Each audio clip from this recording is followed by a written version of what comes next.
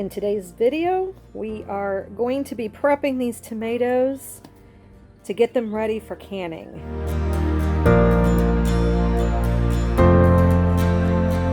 Todd's just taking all the tomatoes that I have harvested recently this past week. There is a whole bunch more out in the garden, but this is all I collected so far. So he cuts the top out where the stem was, and then he scores the very bottom, because what are we going to be doing? Blanching them. And blanching them. And then taking the skins off. So we're going to be blanching these tomatoes, and in order for us to take the skins off. And then we're going to go ahead and freeze them temporarily until we have a bigger batch of tomatoes, which, like I said, there's a whole bunch still on the vines. And we're hoping we get more, because canning is a pretty extensive process whenever you're doing it. So the more we have in one setting, the better. So he's going to continue doing this, and we'll be right back. So Todd went ahead and got these all prepped right before we're going to boil them. In order to get these skins off, we're going to boil them for about, I don't know, maybe a minute or two, and then we're going to throw them in an ice bath. But just to talk a little bit about the tomatoes we're using, I grew, these are Romas. I also have Camparis. I did some videos on me germinating the seeds, and then how I split them up and potted them up. I can link those videos down below if you're interested. Again, the reason why we are doing this is because there is a whole bunch more tomatoes on the vine, and we just want to get them prepped so that whenever the other tomatoes are ready, we can just do one big batch canning day. I didn't really show you, but there were some blemishes on a couple of these, so he just cut those out.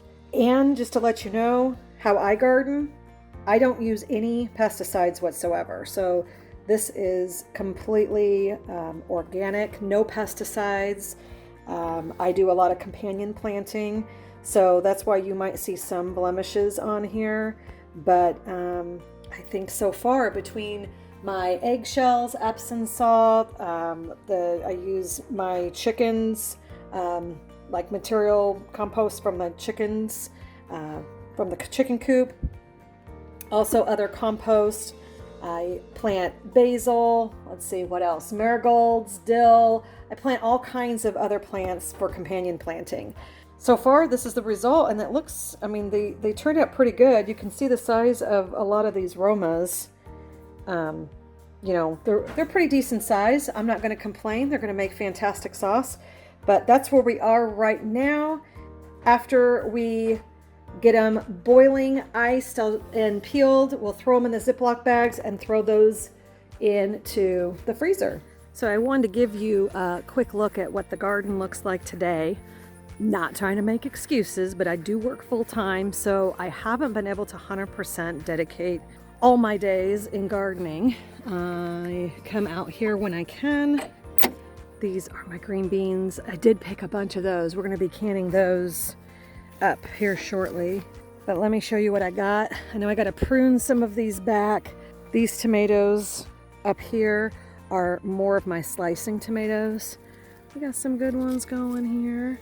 Some of them are blushing. I gotta prune and cut some of these leaves off, but I gotta do some cleanup with this. But this is the one. This year I decided I was going to put the stakes with the wires across to trellis them up, and I think they did a great job. My Romas, I did not have to trellis them. I really should have put cages around them. This is where I harvested most of my Romas, but as you can see, there are quite a few still on here. There's some here. There's some over here. Oh my goodness. I literally just harvested this like 2 days ago, and there's already several of them that are either blushing or pretty close to ripe. So I got to get those picked. And I'll show you the tomatoes on the other side. Oh, but before I do, here's some more tomatoes. I planted the honey bombs that I got from Aldi's. I seed saved, and then on the other side, the Campari tomatoes I seed saved from the Campari tomatoes I got from Sam's. So, and there's quite a few in there. I gotta get all these harvested. Oh my goodness. Okay, so I'll be working on that here in the next couple of days. Now let me show you the tomatoes on the other side. This is my garden on the other side of the tree line. This garden gets way more neglected just because it is away from the house. Let me show you the proximity. So we have this garden here, and then the house is over there. My other garden that we just came from is back behind the gazebo back there. So there's no water source out here. Mother Nature takes over. Look at this craziness. Oh gosh, I think I see some tomatoes already producing. Oh, I think I hear some deer back there.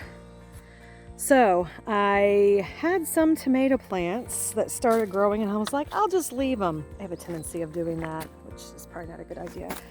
But you can see there's already a bunch of tomatoes growing on there. So these are my jalapenos up through here. Oh, and some of them are hiding because my tomato plants have totally taken over. These were the rogue tomato plants that came up. If you watch the videos where I bought some Aldi's tomato seeds, that is them back here, and they are growing just fine. I see some flowers on them. These got a very late start, so we'll see how those do. And these, I fear, are a bunch of cherry tomatoes, but I'm sure we can do something with that. I want to try to find a recipe where I can can cherry tomatoes. Do you have any recipes? Does anybody, I need to try to research if I can possibly can cherry tomatoes by leaving the skins on, because that will be awfully tedious if I have to peel all of the tomatoes before doing something with them. I was also thinking about maybe roasting them before canning them. I need to look into some recipes. Have any of you ever canned and done anything like that? Okay, so this is a mess. This is how I garden sometimes. I just throw it in the ground and let it go. So we're taking the tomatoes and blanching them right now. We have a bowl of ice water ready to go. This is going to be blanched for approximately 1 to 2 minutes or so, and then immediately dump into the ice bath. You can see the skin starting to peel off of them. Starting to lift a little bit, yep. Yep. Once they start lifting off here pretty quick, you can pull them out. That's how they'll look. Look at that skin peeling right off. Okay. That did not take long. That was probably about 2 minutes or less. And we're just going to keep doing this until it's time to peel. Now we're going to take it to the sink or the counter. Get them right here and just start peeling these skins off. Okay, so he is just peeling off the outside skin. You can see how easy it comes off. He's placing the skin over here because we're going to compost that. And he's just going to continue doing this until all of the tomatoes are peeled for the night.